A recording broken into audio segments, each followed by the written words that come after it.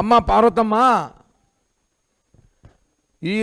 ఆ రోజు మీ మీటింగ్ వచ్చినప్పుడు తిరిగి వెళ్ళేటప్పుడు 23 మందికి గాయాలైనాయి, 7 మందికి కాళ్ళు ఇరిగినాయి, 4 హాస్పిటల్ అడ్మిట్ అయిన సివియర్గా ఉండి. వాళ్ళందరూ కూడా ఒక తల్లి బిడ్డలే కదా. ఎందుకు వచ్చాం మేమందరము? నీ కూతురు కోసమే వచ్చాం. సుగాలి ప్రీతికి న్యాయం జరగాలని పవన్ కళ్యాణ్ గారి పిలుపు మేరకు మేమందరం కూడా ఆ రోజు లక్షలాది మంది జనం 2 తెలుగు రాష్ట్రాల నుంచి కర్నూలు బహిరంగ సభకి మా డీజిల్, మా పెట్రోలు, మా భోజనాలు, మా మంచి, మా చెడ్డ మేము చూసుకొని, మా అనుచరులు వేసుకొని మేము అక్కడ మీ కూతురు కోసం వస్తే ఈరోజు నువ్వు పవన్ కళ్యాణ్ గారి మీద కేసు పెడతావా? పెట్టాలి, నిజమే.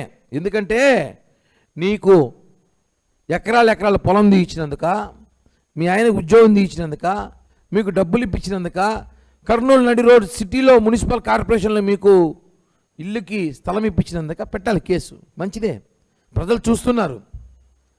అదే 2017-18 ఘటనలు జరిగినప్పుడు అప్పుడున్న ప్రభుత్వాల మీద చర్యలు పెట్టరు. జగన్మోహన్ రెడ్డి 5 ఏళ్ళు ముఖ్యమంత్రిగా ఉన్నప్పుడు ఆయన మీద కేసు పెట్టరు. నీ కోసం పోరాడి రోడ్డెక్కి మేము చేతులు కాళ్ళు ఇంచుకొని డీజిల్ పెట్రోల్ పోసుకొని లక్షలాది రూపాయలు ఖర్చు పెట్టుకొని హాస్పిటల్ పాలయ్యి 40-50 రోజులు మా జన సైనికులు హాస్పిటల్లో ఉండి బతుకుతారో లేదో కూడా తెలియని పరిస్థితిలో ఉంటే మా మీద మీరు కేసు పెడతారా? ఎంత దారుణమైన పరిస్థితి రాష్ట్రంలో చూడండి.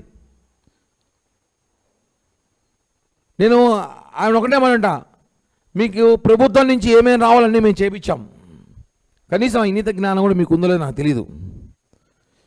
మీరు ఈరోజు వచ్చి ఎవరు మాటలో విని పవన్ కళ్యాణ్ గారిని మాట్లాడడం కరెక్ట్ కాదు.